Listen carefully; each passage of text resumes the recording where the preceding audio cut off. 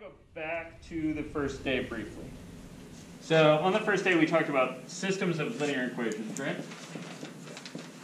So I have here a system of linear equations. And 3x plus 2y is 11. Okay. And you can see that with the camera, right? Yeah. Okay. So I have x minus 2y is 1, and 3x plus 2y is 11, right? I want to think about this in matrix land. So I want to think about this as a matrix A times a vector x is equal to a vector b. We're going to play this game a lot. Cool with this switch? So, in order to make that switch, I'm just going to write down my matrix A, my vector x, equals, and my vector b. You guys fill in some blanks for me? 1, negative 2, 3, 2. 1, negative 2, 3, 2. 3, 2? No. We were talking about Yeah, 3, 2, x, y. Okay. 1, 11. Okay. Very nice.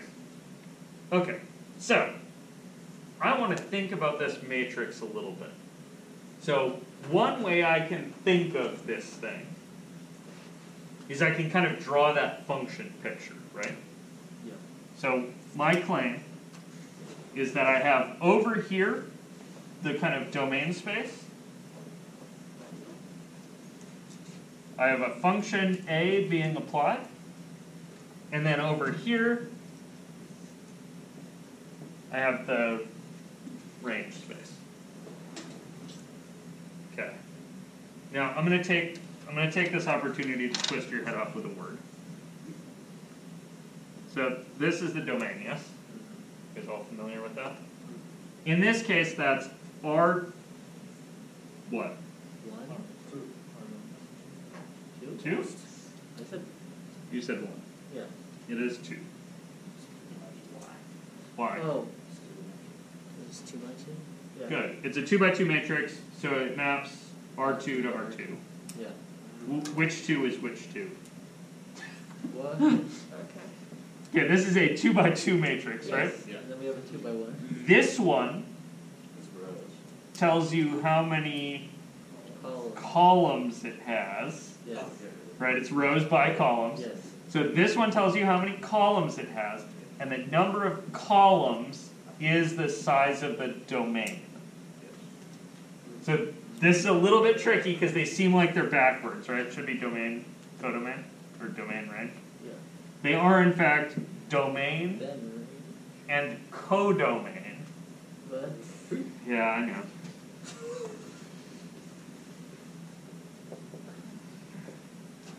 Okay, this is the word that's going to twist your head off. The reason that I need this distinction, and where's she asking for a question? What? No, I was just saying it's, well, essentially because your next main one is a 2 by 1, and you need the 2 and the 2 to match in order to do anything. Backing up the idea of R2 to R2. So 2 here, 2 there, blue space here. Good. That's fine. This 2 here, this 2 here, make this space here. You guys with me on this? okay. Okay. I know what you Now, mean. why did I just take a word away from you? Okay, here's the kick. In this case, the codomain and the range are the same thing. So, in this example, this is also the range. in this case? So I'm guessing there's cases where that's not true. Good. So let's make one up quick. Okay. Let's see. Ian, I appointed you the keeper of the thing last time. Oh, the zero matrix? Good. You should think about the zero matrix. So the zero matrix, 2 by 2 zero matrix, right, has this same setup, right? It takes two-dimensional vectors to two-dimensional vectors, but so the 2 by 2 zero matrix, right, maps two-dimensional vectors to two-dimensional vectors. But when you apply it to any old thing, what do you get? A zero vector. Yeah, you only get the zero vector, right? You can never get anything else. So what's its range? It's to zero. Yeah, just the zero vector. Yeah. You guys see that distinction? So the codomain is what are you aiming at? And the range is what did you hit? Now in our usual like Calc 1 context, what are you aiming at doesn't matter because it's always the one-dimensional real numbers. You see that? Like functions always output numbers. And so we very rarely are concerned about the category of thing you're aiming at. In here it's going to matter a lot what size zero vector you're getting or what size of vector you're getting. You guys do that? So until I find out that a matrix is like, say, invertible or something, I might not know much about the range. But I can tell you what the codomain is just by looking at how big the silly thing is. Okay.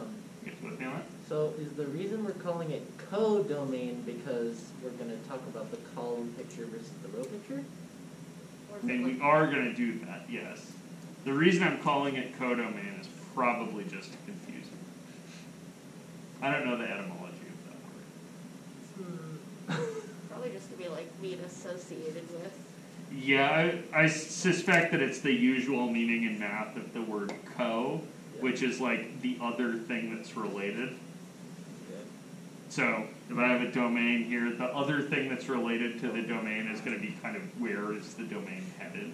Maybe it's because the way you can multiply matrices, like you could do it in different ways. Like you can come at it from the left side, right side, you can switch columns and rows around. So it's still the domain, but it's like your axes could be different now. And now you're done. I need you to not do the thing you just said. Don't multiply matrices on both sides. Well, no. So, I meant in very specific cases, like permutability, or not permutations and stuff, like, you know how you could just switch, so that means you can kind of switch the different... So, switching the order of matrix multiplication is switching the order of function composition, right? That's going to be a really big deal because it doesn't always work. And if you think about this kind of symbol that we've developed, right? AX. What I'm really thinking of with this thing is I'm thinking of taking the function A and doing it to the kind of domain element X, right? You guys with me on that? It sometimes makes sense to write this. You guys see that? Like, if the sizes were right, this might make sense. But this doesn't jive with my usual notation. And so I'm going to avoid this as much as possible. So let me just say, for right now, we are taking matrices. If you're multiplying a matrix by a vector, that vector goes on the right-hand side. And it is function action. Does that make sense?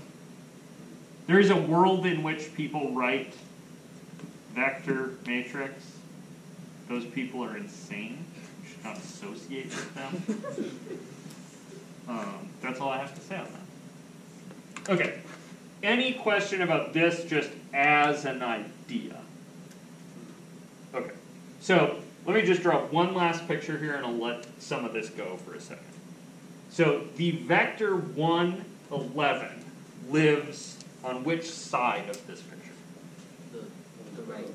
Good. It lives on the right-hand side, and it is 1 over and 11 up. Make that a little smaller so we can deal with this. 11, I think, is about there. That's already good. So I have this vector here, right? Okay. On this side, I have some vector xy going to that. Good with me on that? Finding that vector xy is going to be one of my kind of overwhelming pursuits here. It's good with this? Okay. Let me call that for